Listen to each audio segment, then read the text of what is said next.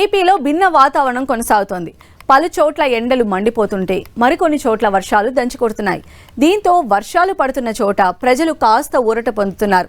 ఇదే క్రమంలో రాబోయే 48 గంటల్లో ఇలాగే మిశ్రమ వాతావరణ పరిస్థితులు ఉంటాయని ఏపీ విపత్తుల నిర్వహణ సంస్థ అంచనా వేసింది.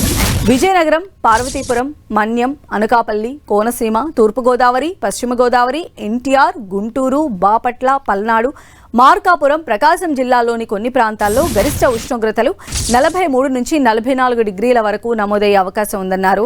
అటు శ్రీకాకుళం, అల్లూరి సీతారామరాజు, విశాఖపట్నం, నెల్లూరు, కర్నూలు, నంద్యాల, అనంతపురం, శ్రీ సత్యసాయి, వైఎస్ఆర్ కడప, అన్నమయ్య, చిత్తూరు, తిరుపతి జిల్లాల్లోని కొన్ని ప్రాంతాల్లో 40 నుంచి 42 డిగ్రీల వరకు ఉష్ణోగ్రతలు నమోదయ్యే అవకాశం ఉందన్నారు.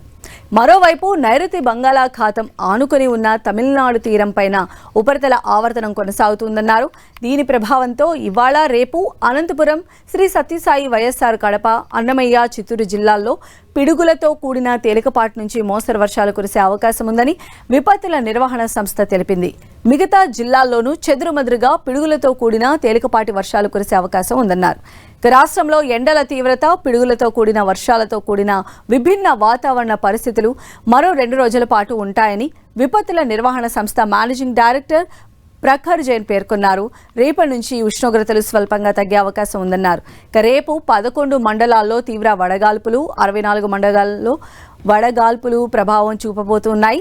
పోలవరం, కాకినాడ, ఏలూరు, కృష్ణా జిల్లాల్లోని కొన్ని ప్రాంతాల్లో 45 నుంచి 46 డిగ్రీల వరకు గరిష్ట ఉష్ణోగ్రతలు నమోదయ్యే అవకాశం ఉందన్నారు.